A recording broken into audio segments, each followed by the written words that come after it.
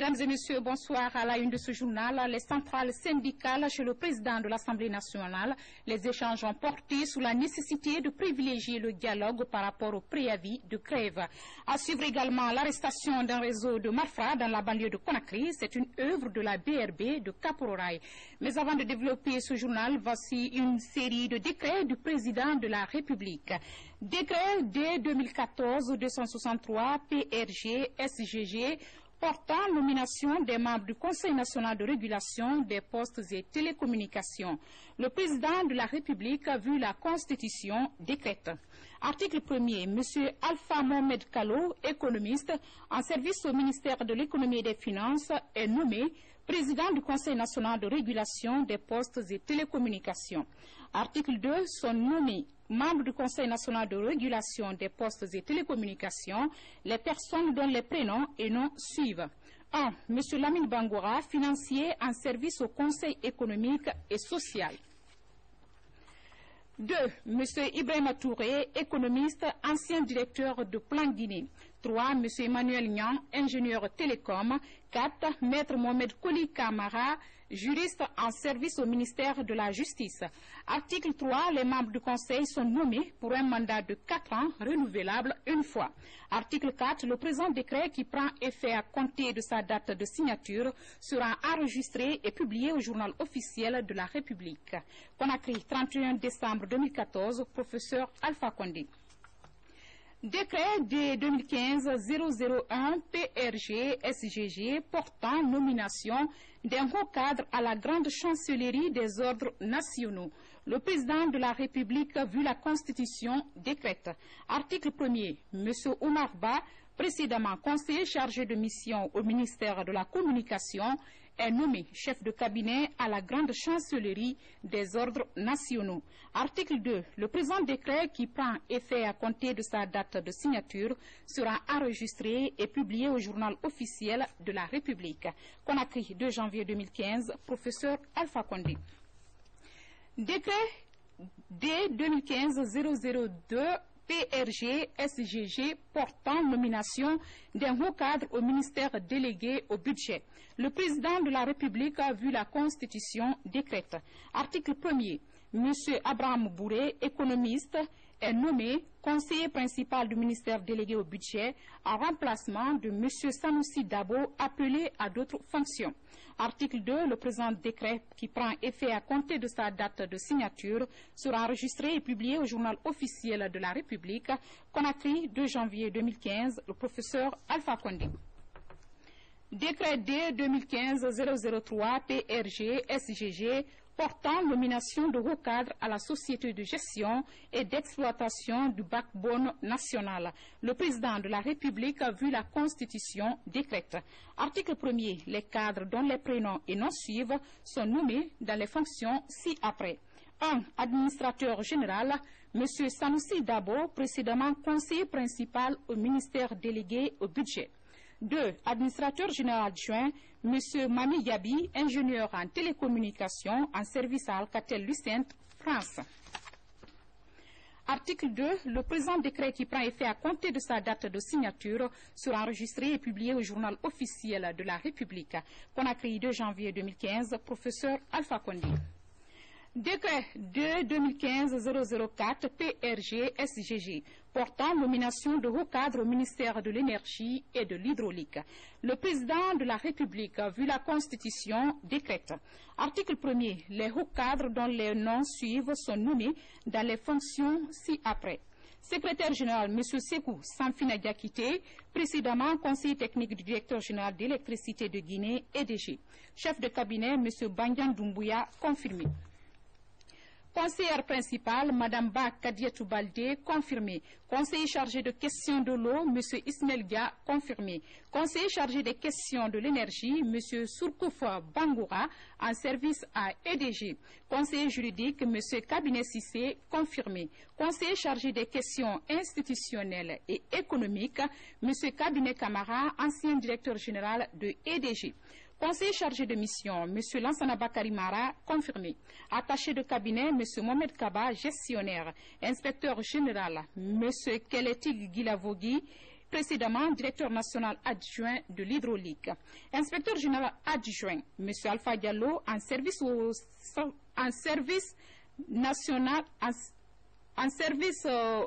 au Centre national d'aménagement des points d'eau SNAP.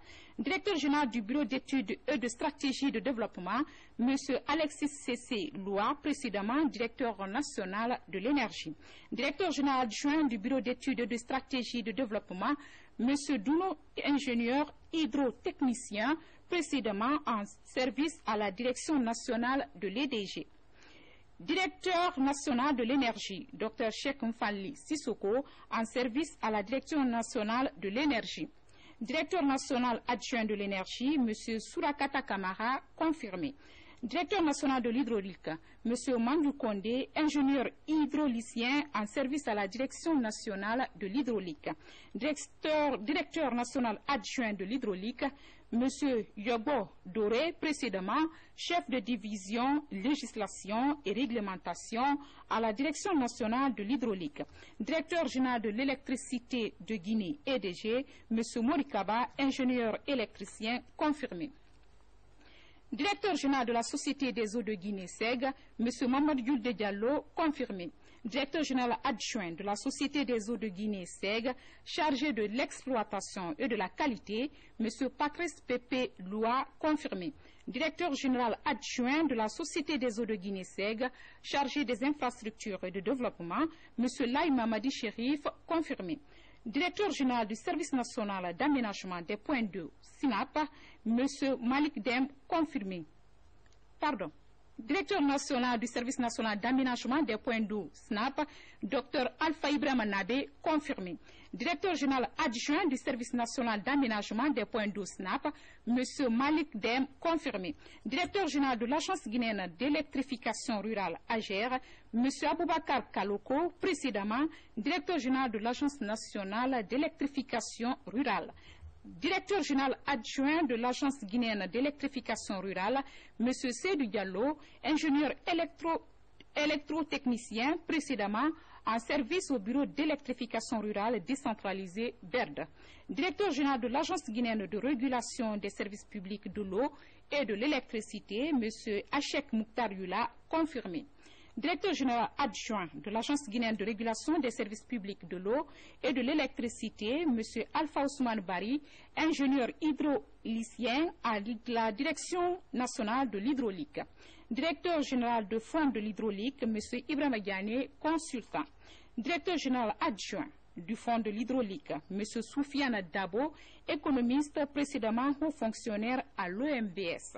Directeur général du projet d'aménagement hydroélectrique de Kaleta, M. Lansana Fofana, précédemment directeur général adjoint du dit projet. Directeur général adjoint chargé de l'administration et des finances du projet d'aménagement hydroélectrique de Kaleta, M. Foromo Denis Sagnon, précédemment directeur administratif et financier du projet Kaleta. Directeur général du projet FOMI, M. Aboubakar Sirik Kondé, ingénieur hydrotechnicien, directeur général par intérim du dit projet. Directeur général adjoint du projet FOMI, M. Alpha Abdraman So, ingénieur hydrologue, précédemment chef de la division hydrologie à la Direction nationale de l'hydraulique.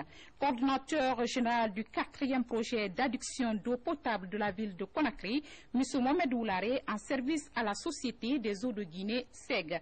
Coordinateur général adjoint du 4e projet d'adduction d'eau potable de la ville de Conakry, M. Mohamed Aboula, ingénieur hydrotechnicien, précédemment chef de division études et planification à la Direction nationale de l'hydraulique. Article 2, le présent décret qui abroge toute disposition antérieure contraire prend effet à compter de sa date de signature et sera enregistré et publié au journal officiel de la République. Conakry, 2 janvier 2015, professeur Alpha Condé. Et puis, le président Alpha Condé réitère ses vœux au personnel de santé, Sékou Touré, à 2 janvier 2015. Le président de la République, le professeur Alpha Condé, a reçu en audience ce vendredi 2 janvier 2015 le coordonnateur national de la lutte contre Ebola, le docteur Sakoba Keita. Après avoir fait le point sur l'évolution de la maladie en Guinée, le chef de l'État a tenu à présenter ses vœux de nouvel an à l'équipe de la coordination, au personnel de santé guinéen et étrangers, aux agents de sensibilisation, aux médecins, aux aides-soignants, ainsi qu'aux ONG et à toutes les agences du système des Nations Unies, aux organismes internationaux et à tous les pays amis qui assistent la Guinée dans cette guerre contre Ebola. Le président de la République a notamment tenu à remercier et à présenter ses vœux à la Fédération de Russie, aux États-Unis, à la France, au Japon, à la Chine, à Cuba, au Kazakhstan, aux Émirats arabes unis et au Royaume d'Arabie saoudite.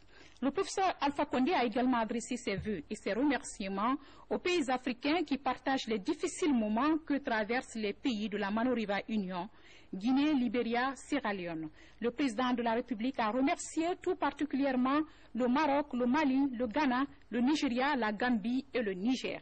Le chef de l'État a enfin remercié les institutions financières comme le groupe de la Banque mondiale, la BAD, la BID, ainsi que l'Union africaine, la CEDEAO et l'Union du fleuve Mano.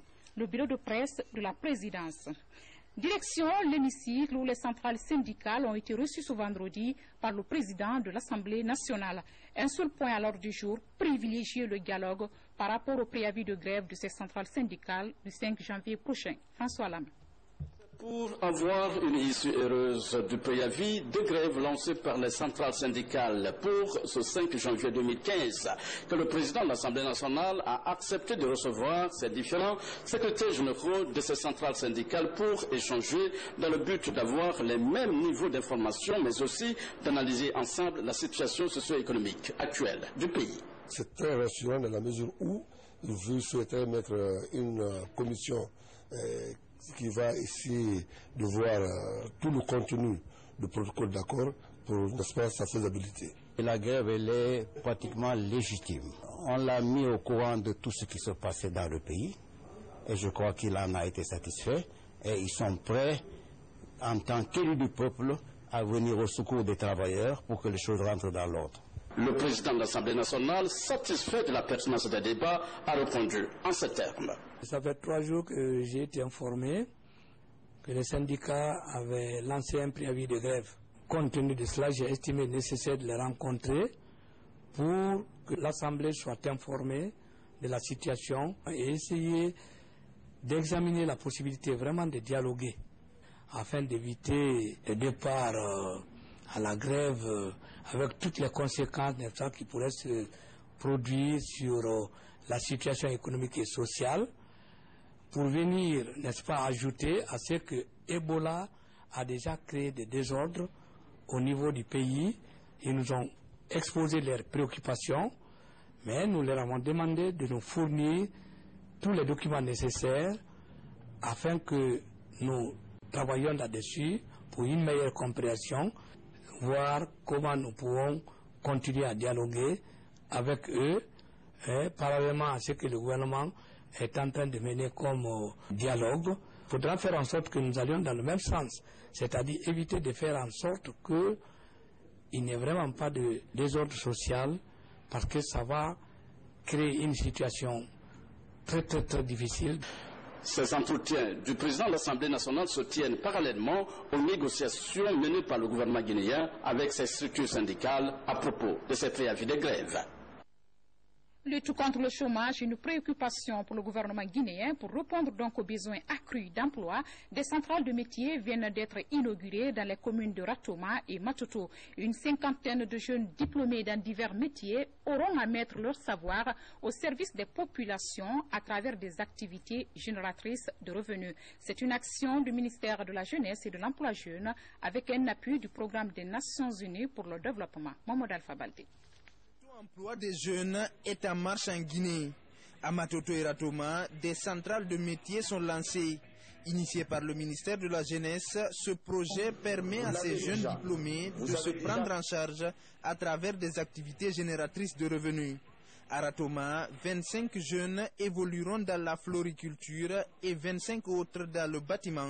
À Matoto, C'est-à-dire dans le quartier, si vous avez besoin d'un électricien, vous avez besoin d'un plombier, vous avez besoin d'un menuisier, vous vous adressez à la centrale et la centrale met à votre disposition un ouvrier qualifié, professionnel, compétent. À travers ce projet, je pourrai participer au développement de la nation guinéenne et apporter les fruits de ce que j'ai appris à l'école.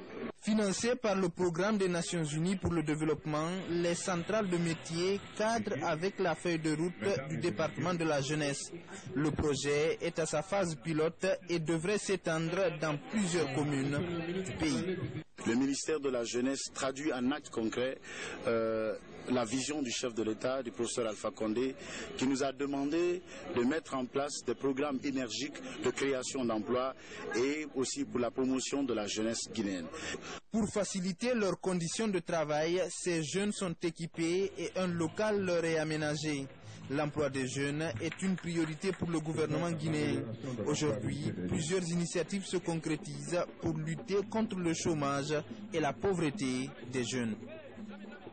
À présent, ce communiqué du bureau de presse de la présidence Conakry de janvier 2015.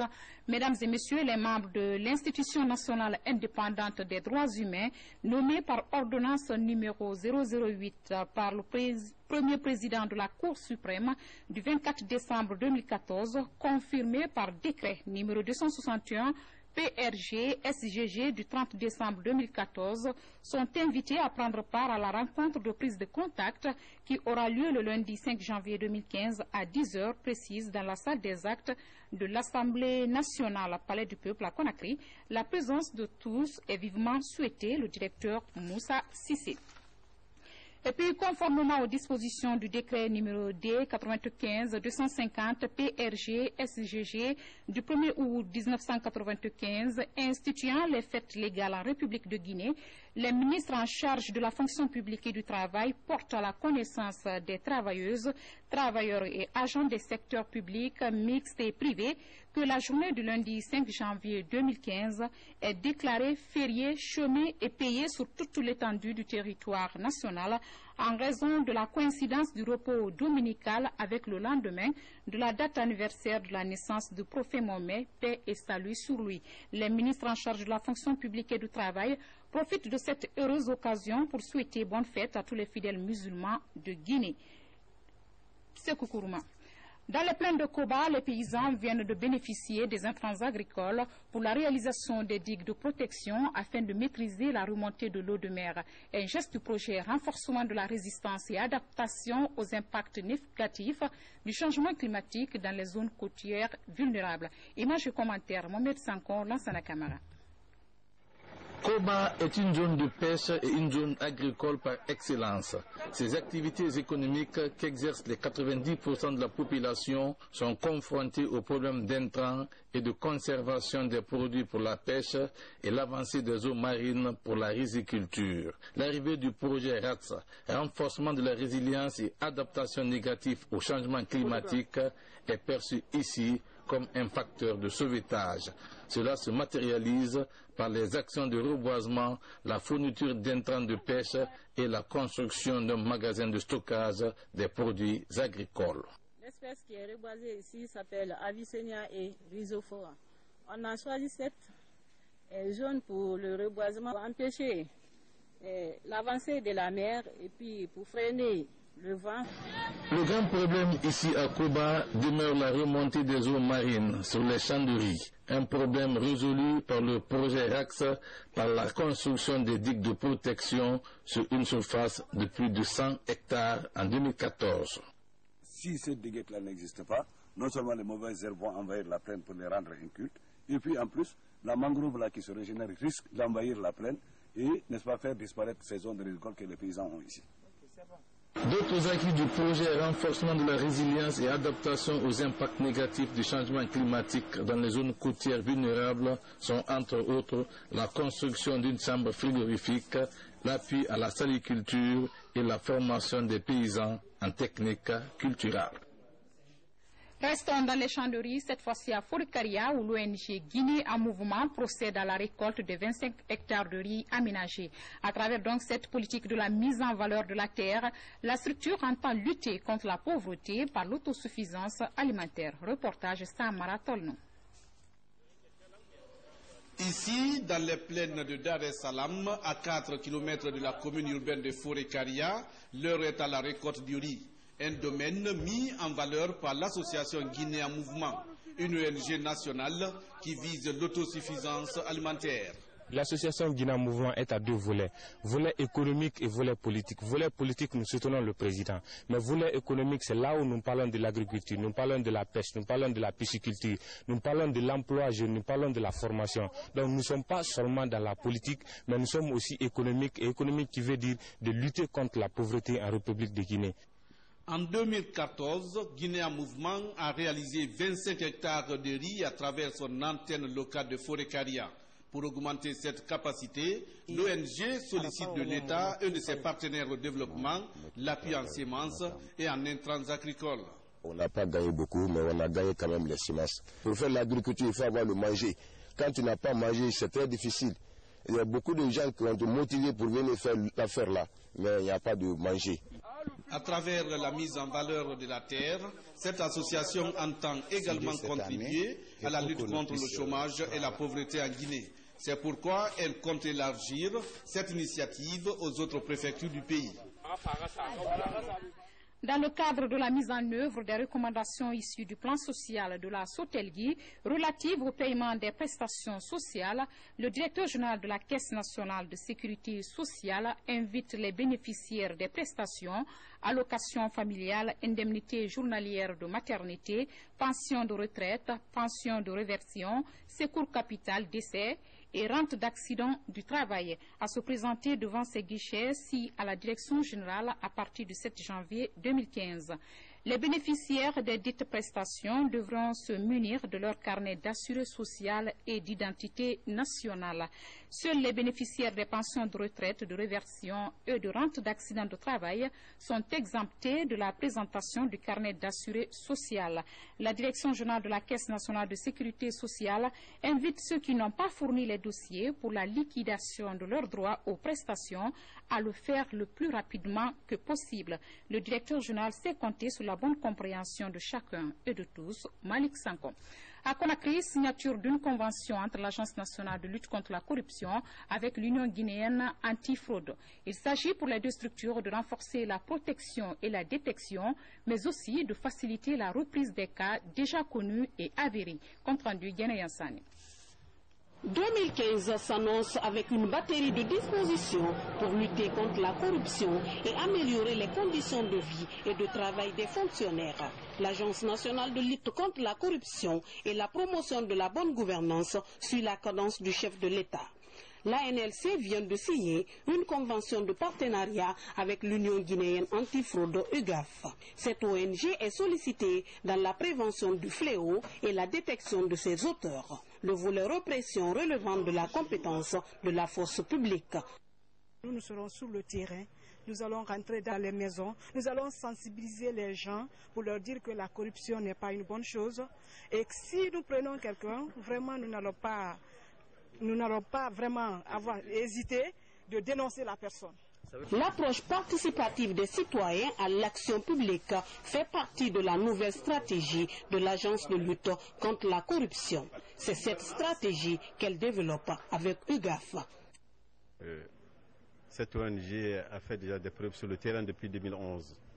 Nous en avons apprécié et nous avons pensé à ce stade qu'elle pouvait être un partenaire utile pour le volet prévention et voire même la recherche des preuves de corruption sur le terrain. Les fruits de cette collaboration seront évacués dans les mois à venir. L'objectif à terme est de réduire le phénomène de la corruption en Guinée. Le nouvel an commence avec la traditionnelle présentation de bilan dans les différentes structures administratives. Au ministère de la Coopération internationale, Dr Koutoubou Moustapha Sano a dressé le bilan des activités de son département durant les 365 jours écoulés. C'est un devant un parterre de journalistes. Suivez les grandes lignes avec Ramatoulaye Touré. Le renforcement des relations d'amitié et de coopération avec les pays, la mobilisation des ressources financières, matérielles et techniques sont les grands résultats présentés par le ministre Moustapha Koutoubou Sanou. Au cours de l'année qui s'achève, le ministère de la Coopération internationale, conformément à sa feuille de route et à son plan d'action annuel, a mené avec succès d'intenses activités destinées toutes à contribuer à la mise en œuvre du programme de changement du professeur Alpha Condé, président de la République, chef de l'État.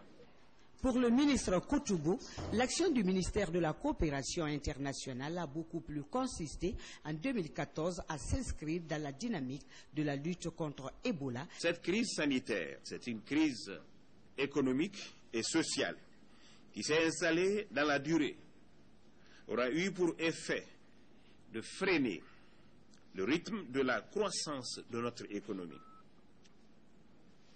en ramenant le taux de la croissance à moins de 2,5 et en affaiblissant considérablement nos forces productives. Dans le domaine de l'intégration africaine, le ministère de la Coopération a favorisé la négociation et la signature d'une quarantaine d'accords et de conventions de financement pour une enveloppe globale de plus de 275 millions de dollars, soit un taux de réalisation de 79%. À ces ressources financières viennent s'ajouter des dons en nature. En 2015, la finalisation des documents de politique, de l'aide et de coopération internationale, l'organisation de grandes commissions mixtes de coopération et de consultation intergouvernementale seront les priorités. Et puis le ministre d'État, ministre de l'Enseignement supérieur et de la Recherche scientifique, informe les bacheliers des communes de la ville de Conakry, candidats à la sélection et à l'orientation dans les institutions d'enseignement supérieur, que les centres de remplissage retenus par profil du baccalauréat sont commune de Kaloum, école primaire de Almamia, tous les profils, sciences expérimentales, sciences maths et sciences sociales. Commune de Dixine, sciences mathématiques, sciences expérimentales et arabes sciences expérimentales, campus principal de l'université Gamal Abdel Nasser de Conakry. Sciences sociales et arabes sciences sociales, campus Hadjama Fouribangoura en face du bloc des professeurs de Donka. Commune de Matam, sciences expérimentales et arabes, sciences expérimentales, INSET à Bonfi Marché. Sciences mathématiques, UKO, près imprimerie de Koléa. Sciences sociales et arabes, sciences sociales, groupe scolaire KK1 à Lansebougné. Commune de Matoto, sciences expérimentales et arabes, sciences expérimentales, Université Nelson Mandela. Sciences mathématiques, Université Roi Mohamed VI, ex-Titi Camara. Sciences sociales et arabes sciences, campus Université Ahmed Dieng à Sangoya, PA. Commune de Ratoma, sciences expérimentales et arabes sciences expérimentales, Université générale Lansana Conté de Sonfonia. Sciences mathématiques, Université unique, campus de Lambagné. Sciences sociales et arabes sciences sociales, Université Barack Obama. Le ministre d'État, ministre de l'Enseignement supérieur et de la Recherche scientifique, s'est compté sur la bonne compréhension des autorités régionales et communales, des parents d'élèves, des élèves, des syndicats de l'éducation et des enseignants pour assurer à ces travaux un déroulement convenable. Conakry, 30 décembre 2014, le ministre d'État, Bayloteluel Diallo. À l'arrière-pays en présent, en mission d'évaluation des activités de riposte contre la maladie à virus Ebola, le ministre de la Santé a invité les responsables des structures sanitaires à une utilisation judicieuse de la subvention accordée par le président de la République. Par ailleurs, un accent particulier a été mis sur l'hygiène hospitalière, une priorité sur le plan sanitaire. Le récit avec Sourdo Keïra. L'amélioration des conditions de santé des populations guinéennes reste une préoccupation du président de la République. En dépit des contraintes budgétaires que le pays a connues en 2014, le gouvernement vient de débloquer 24 milliards de francs guinéens au titre de la subvention accordée aux hôpitaux, exercice 2015. Le montant devrait permettre aux structures bénéficiaires de rehausser le niveau de leurs prestations malgré l'épidémie de la fièvre hémorragique à virus Ebola. Grâce à son excellence M. le Président de la République qui a mis à disposition du département de la santé la subvention près de 24 milliards pour leur permettre de résoudre, pas résoudre tous les problèmes essentiels liés par exemple à l'hygiène et au paiement des indemnités des hygiénistes et puis l'achat de quelques médicaments. Voilà, ils peuvent les régler. Donc ce montant est reçu, qu'il est question maintenant qu'ils les utilisent à bon escient. L'autre message du chef du département aux structures sanitaires de l'arrière-pays porte sur l'hygiène hospitalière. L'hygiène étant le premier déterminant de la santé, les responsables des hôpitaux et centres de santé sont invités à l'entretien régulier des différents services. Dans cette perspective, les toilettes retiennent particulièrement l'attention du ministre de la Santé. On doit éviter au niveau de l'hôpital, apparemment, le constat n'était pas bien, ça il faut le dire. Les remarques ont été faites, donc les jours à venir, ils vont apporter des corrections. Sur le terrain, le constat d'ensemble révèle que la quasi-totalité des établissements de soins éprouvent d'énormes difficultés dans le maintien de l'hygiène hospitalière. Cependant, d'autres, comme les hôpitaux préfectoraux de Yomou et Beila, sont cités en exemple dans l'entretien de leurs locaux, mais aussi dans la prestation quotidienne des soins. Ségiri, c'est au nord-est du pays, dans cette partie de la savane guinéenne. La lutte contre Ebola est sans répit. Tout est mis en œuvre pour l'éradication de la maladie. Dans cette dynamique, le Centre de recherche et de documentation environnementale effectue une tournée de sensibilisation et d'information dans la région. Voyons cette première étape avec Mohamed Alpha Baldi. La bataille contre Ebola se poursuit à Ségiri. Le centre de recherche et de documentation environnementale de Kankan vient à la rencontre des populations de la cité aurifère. Au centre des discussions, la situation de la maladie dans la préfecture. La mission de sensibilisation s'est aussi rendue au grand marché de Ségiri et dans certaines sous-préfectures. Il faut être avec la population. Sensibiliser, mobiliser. Heureusement à Ségiri, les cas qui ont eu lieu à Doko, à Kouré-Malin, parce que l'imam qui est allé mourir à Bamako a quitté Kouré-Malin, et ses contacts au niveau de la famille et ses contacts dans les différents milieux à Bamako, la maladie est maîtrisée. Depuis les premiers cas notifiés dans la zone, les efforts se multiplient pour l'éradication de l'épidémie. Les autorités affichent leur optimisme quant à la fin prochaine de la maladie. Il n'y a pas eu de nouveaux cas. Ça c'est dû à la conjugaison des efforts, non seulement du coordinateur qui est venu, et les services de santé, le comité de suivi et l'autorité préfectorale. La lutte contre Ebola mobilise l'ensemble des Guinéens. Le virus est à l'origine de la mort de plus de 1500 personnes dans le pays. À Conakry, poursuite de la campagne de distribution de kits de lavage de mains aux écoles dans les directions communales.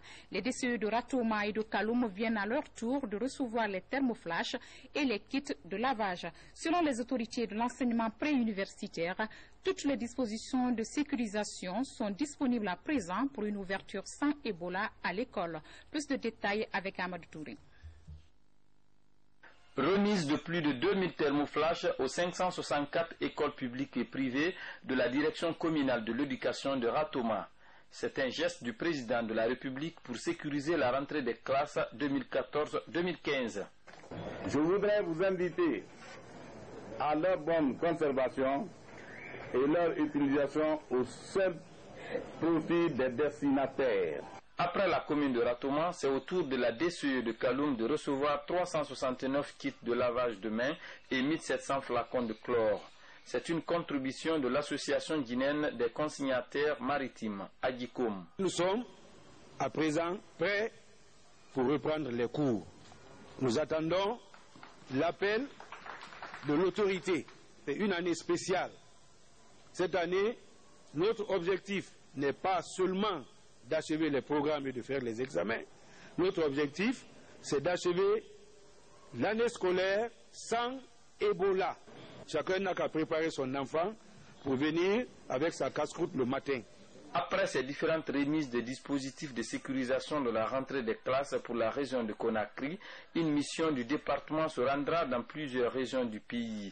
Objectif, toucher du doigt la mise en place effective des matériels offerts par l'État et des ONG partenaires de l'école guinéenne pour éviter tout risque de propagation de la maladie d'Ebola en milieu scolaire et universitaire.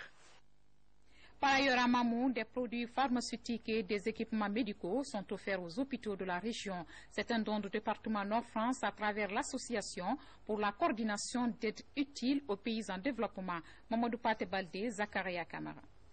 Le don du Conseil général du département Nord-France est composé entre autres des thermoflash, des lits d'hôpital, des tables, des désinfectants et des consommables. Le tout estimé à une valeur de 900 millions de francs guinéens. Ce geste répond à un besoin exprimé par les autorités des 3 préfectures de la région de Mamou. Il s'agit essentiellement des besoins qui ont été exprimés par les comités qui sont en place. C'est pourquoi ça a été facile pour nous de les mettre en tas. Nous allons mettre directement à la disposition de chacun son tas.